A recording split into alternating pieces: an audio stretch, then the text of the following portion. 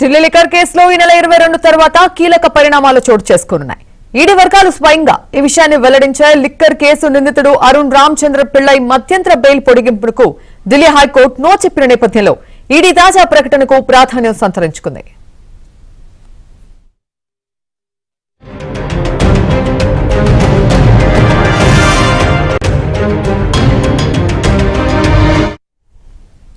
ఈ నెల 20 లోపు పిళ్ళై లొంగిపోవాలని న్యాయమూర్తి ఆదేశించారు. ఎమ్మెల్సీ కవితకు ఆయన బినామీ అని తేల్చారు.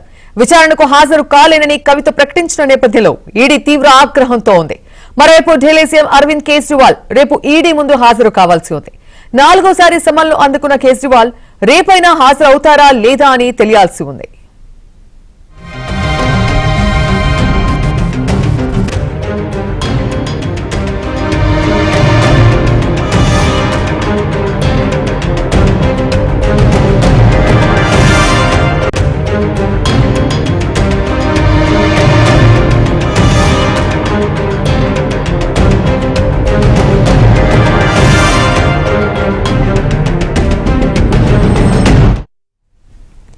మరింత సమాచారం మా ఢిల్లీ బ్యూరో చీఫ్ కృష్ణ అందిస్తారు. కృష్ణ,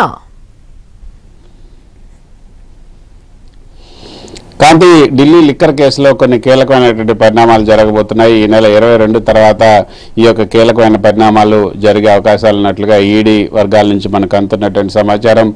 ఈడీ ఏదైతే మద్యం లిక్కర్ కేసుకు సంబంధించి ఢిల్లీ బీఆర్ఎస్ ఎమ్మెల్సీ అయినటువంటి కవిత, అదేవిధంగా ఢిల్లీ ముఖ్యమంత్రి కేజ్రీవాల్కి కూడా, అరవింద్ కేజ్రీవాల్కి ఇద్దరికి కూడా నోటీసులు ఇచ్చారు. అరవింద్ కేజ్రీవాల్ని రేపు హాజరు కావాల్సిందే చెప్పారు. కానీ ఆయన హాజరవుతారా లేదా అన్న దాని మీద అయితే ఇంకా స్పష్టత రాలేదు.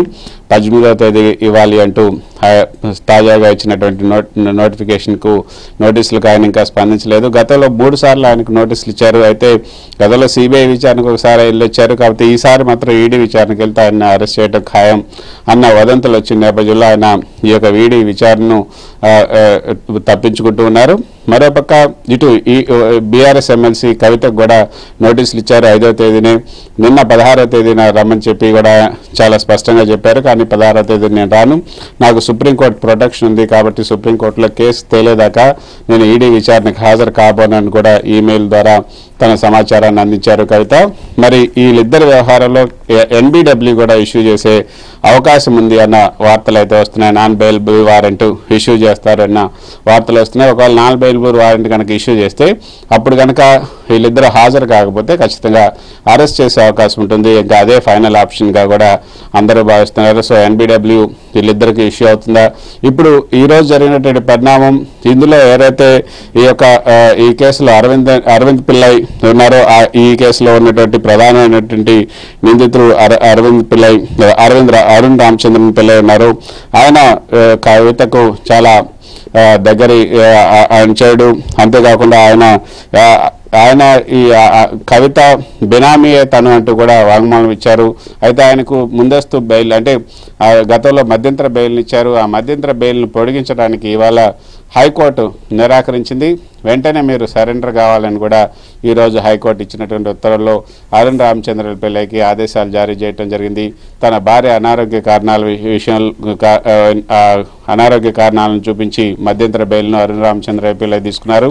కానీ ఇప్పుడు ఇంకా అనారోగ్యంతోనే ఉన్నారు కాబట్టి మధ్యంతర బెయిల్ను పొడిగించాలని దీంట్లో కోరినప్పుడు పొడిగించడం కుదరదు, మీరు ఖచ్చితంగా లొంగిపోవాల్సిందని కూడా చెప్పడం జరిగింది. అయితే కాంతి, ఈ కేసులో అప్రూవర్గా మారినటువంటి శరత్ చంద్రారెడ్డి, అదేవిధంగా మాగుంట రాఘవరెడ్డి వీళ్ళిద్దరికి మాత్రం రెగ్యులర్ బెయిల్ ఇచ్చారు.